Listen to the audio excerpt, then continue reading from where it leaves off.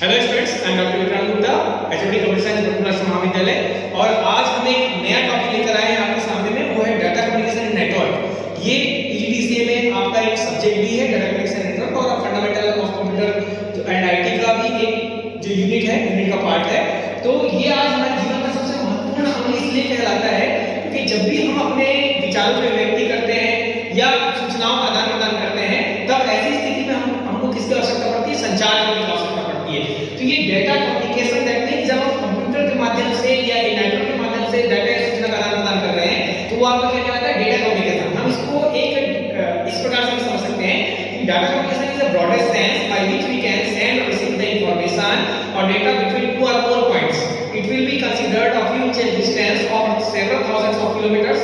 ठीक है, तो कहने का मतलब ये हो रहा है कि जो डाटा कम्युनिकेशन होता है, यहाँ दो या दो से अधिक बिंदुओं के मध्य डाटा या सूचना का आदान प्रदान किया जाता है, जहां उन दोनों के बीच की जो दूरी होती है वो कुछ इंच से लेकर के 1000 किलोमीटर तक हो सकती है। जैसे हम आमने सामने बैठ कर के बात कर रहे हैं, ये कुछ इंच की दूरी है। हो सकता है कि आपका कोई रिलेटिव है, वो अदर कंट्री में हो, तो आप टेलीफोनिक वे पे आप मोबाइल के माध्यम से या टेलीफोन के माध्यम से आप उससे बात कर पा रहे हैं, तो ये भी डेटा कम्युनिकेशन का ही एक पार्ट होता है। ठीक है, तो आप देख सकते हैं कि जब भी हम संचार करना चाहते हैं तो हम हमारे पास एक सेंडर जब अपनी कोई इंफॉर्मेशन को सेंड करना चाह रहा है रिसीवर को, तो रिसीवर और सेंडर जो है दोनों एक दूसरे से किसके माध्यम से जुड़े हुए हैं? वो है नेटवर्क। ठीक है, तो नेटवर्क क्या होता है? Interconnection between node is called a network. दो या दो से अधिक नोड या सिस्टम को आपस में जोड़ करके बनाया गया जो जाल होता है वो आपका क्या कहलाता है? नेटवर्क होता है। कितने प्रकार के नेटवर्क होते हैं ये हम उस पर अगले लेक्चर में चर्चा करेंगे। अभी हम जो देख रहे हैं वो डेटा कम्युनिकेशन है। जब भी हम एक सूचना या डेटा को भेज रहे हैं तो सिग्नल के माध्यम से क्या हो रहा है? एक स्थान से दूसरे स्थान पर जा रहा है। वो एनालॉग सिग्नल हो सकता है या डिजिटल सिग्नल हो सकता है। ठीक है, तो जब हम डाटा कम्युनिकेशन की बात कर रहे हैं तो हमारे लिए ये जानना बहुत जरूरी है। जैसे कि मैंने आपको बताया कि कम्युनिकेशन यानी संचार, नेटवर्क के माध्यम से सेंडर जो है अपनी सूचना का आदान प्रदान, सेंडर और रिसीवर आपस में एक दूसरे से सूचना का आदान प्रदान करते हैं। तो यहाँ पर जो मुख्य रूप से यहाँ पर बात होती है वो होता है कैरेक्टरिस्टिक्स ऑफ डेटा कम्युनिकेशन। ठीक है, जब हम उसकी विशेषता के बारे में बात करते हैं, क्योंकि जब हम किसी सिस्टम का उपयोग कर रहे हैं तो उसमें कोई ना कोई गुण होना आवश्यक होता है या विशेषता होना आवश्यक होता है। तो वैसे ही डेटा कम्युनिकेशन में कि अगर हम विशेषता की बात करते हैं, कैरेक्टरिस्टिक्स की बात करते हैं, तो यहाँ पर 4 प्रकार के कैरेक्टरिस्टिक्स होते हैं। सबसे पहला होता है delivery. That means data must be delivered from one point two another point. यानी जब भी हम संचार करें तो डेटा जो है हमारे एक पॉइंट से दूसरे पॉइंट में जाना आवश्यक होता है। इसलिए डेलिवरी जो होता है सबसे पहला और इंपॉर्टेंट कैरेक्टरिस्टिक्स होता है। इसके बाद दूसरा होता है एक्यूरेसी। एक्यूरेसी दैट मींस होता है शुद्धता। यानी जब भी आप कोई सूचना प्रसारित कर रहे हैं तो वो एक्यूरेट होना चाहिए, उसमें किसी प्रकार का कोई एरर नहीं होना चाहिए, क्योंकि अगर एरर होगा तो अधूरी सूचना पहुंचेगी या सूचना पहुंचेगी ही नहीं, डैमेज हो सकती है। इसलिए सूचना जो है क्या होता है यहाँ पर एक्यूरेट होना बहुत जरूरी है। That means data must be accurate. ठीक है, फिर उसके बाद टाइमलाइन। टाइमलाइन नाम से ही पता चल रहा है समय सीमा पर पहुंचने वाला। अगर समय सीमा पर कोई सूचना नहीं पहुंच रही है, टाइमली अगर कोई इंफॉर्मेशन हमको नहीं प्राप्त हो रही है, तो सूचना का कोई महत्व नहीं रह जाता है। हम आए दिन देखते हैं अपनी रियल लाइफ में कि यहाँ पे बम फटा, वहां पर बाढ़ आ गई, ये सूचनाएं बाद में मिलती है, इतने लोग मारे गए। ठीक है, तो अगर ये सूचनाएं तो पहले मिल जाए तो हमारे लिए लाभकारी होगी, लेकिन अगर बाद में सूचना मिल रही है तो उसका कोई महत्व नहीं रहता है। इसलिए टाइमलाइंस बहुत जरूरी है, टाइमली पहुंचना बहुत जरूरी है। इसके बाद आता है जिटर। जिटर एक लेटेस्ट अप्रोच है। That means jitter is refers to variation of packet arrival time. कहने का मतलब क्या हो रहा है? जो पैकेट या सूचना आप भेज रहे हो, सूचना का जो पैकेट आप सेंड कर रहे हो, उसमें जो विविधताएं होती हैं वो आपको क्या कहलाता है? जिटर कहलाता है। जो टाइमलाइंस का जो डिफरेंस आता है ना, पैकेट अराइवल टाइम यानी पैकेट के पहुंचने में जो विविधताएं होती है, छोटा पैकेट होगा तो जल्दी पहुंचेगा, बड़ा पैकेट होगा तो शायद टाइम ज्यादा लगेगा, बफरिंग करता है।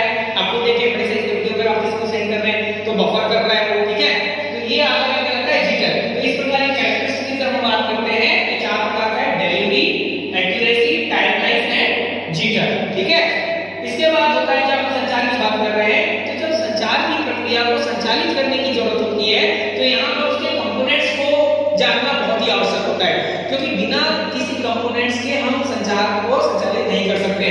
तो ऐसी स्थिति में जो सबसे पहला कंपोनेंट होता है हमारा कम्युनिकेशन का, वो होता है मैसेज। मैसेज यानी संदेश होता है। जो भी आप सूचना या इंफॉर्मेशन संदेश के रूप में आप सेंड करना चाह रहे हैं वो होना सबसे पहली रिक्वायरमेंट होती है। अगर मैसेज है तो सेंडर आता है, सेंडर भेजने वाला प्रेषक।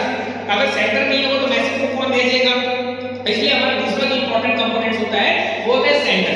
सेंडर अगर मैसेज और सेंडर दोनों है, अगर रिसीवर नहीं हो तो उसका कोई वैल्यू नहीं निकलेगा, तो यहाँ पर तीसरा जो मेजर कंपोनेंट है हमारा होता है रिसीवर।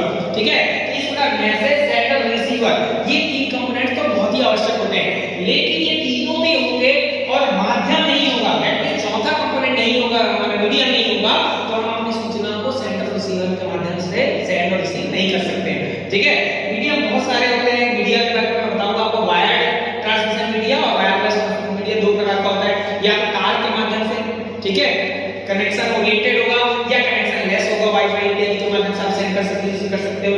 ये चारों कंपोनेंट्स के होने के बावजूद भी एक जो इंपॉर्टेंट, सबसे इंपॉर्टेंट कंपोनेंट्स होता है वो होता है हमारा protocol. Protocol that means set of rules is called a protocol, नियमों का समूह प्रोटोकॉल कहलाता है। तो अगर आप कोई भी संदेश नेटवर्क के माध्यम से भेज रहे हैं, प्राप्तकर्ता तक पहुंचाना चाह रहे हैं, तो मीडियम तो आवश्यक होता ही है, उतना ही मालूम उसका प्रोटोकॉल भी जरूरी है, अदरवाइज कोई भी उसका मिसयूज कर सकता है। तो इस प्रकार ये हमारा क्या होता है, ओवरऑल डाटा कम्युनिकेशन होता है, यानी संचार होता है। ठीक है, इसके बारे में हम डिटेल में और पढ़ेंगे। जब भी हम संचार के बारे में बात कर रहे थे तो यहाँ पे मोस्ट इंपॉर्टेंट थिंग होता है सिग्नल। अब देखिए सिग्नल क्या होता है, मैं यही पर आपको बता दे रहा हूँ। सिग्नल मतलब क्या हो रहा है कि आप जब भी कोई डेटा या सूचना को भेज रहे हैं तो आप देखते हो कि अपने सेल फोन से आप दूसरे के सेल फोन पे भेज रहे हैं या एक सिस्टम से दूसरे के सिस्टम पे आप भेज रहे हैं, तो वो जो डेटा है किस प्रकार से वहां जा रहा है, कोई ना कोई तो ऐसा चीज होगा जिसके माध्यम से वो डेटा परिवर्तित होकर रूपांतरित होकर पहुंच रहा है, तो that is a signal. Signal that means electromagnetic encoding of data is called the signal. Electric और electromagnetic encoding of data is called the signal. मतलब विद्युत चुंबकीय रूप में परिवर्तित करके डाटा को, विद्युत या विद्युत चुंबकीय रूप में परिवर्तित करके डाटा को सूचना के रूप में क्या भेज रहे हैं, एक स्थान से दूसरे स्थान पर भेज रहे हैं, वो होता है आपका सिग्नल। तो सिग्नल मेजरमेंट दो प्रकार का होता है, एक होता है एनालॉग और दूसरा होता है डिजिटल। दूसरा होता है डिजिटल सिग्नल, इसके बारे में हम डिटेल में बाद में पढ़ेंगे। एनालॉग सिग्नल दैट मींस जो वेव फॉर्मेट में होता है, पैटर्न होता है, ठीक है, लॉन्ग डिस्टेंस को कवर करता है। डिजिटल जो है डिजिटल फॉर्मेट में होता है, इस प्रकार से दिखाई देता है, जो जीरो यहाँ पर जो होता है 0 1 0 1 इस प्रकार के पैटर्न पे ये हमारा वर्क करता है। तो जब भी हम कोई डेटा सूचना को सेंडर जो है नेटवर्क के माध्यम से दूसरे रिसीवर को भेजना चाहता है, तो वो पहले डेटा जो होता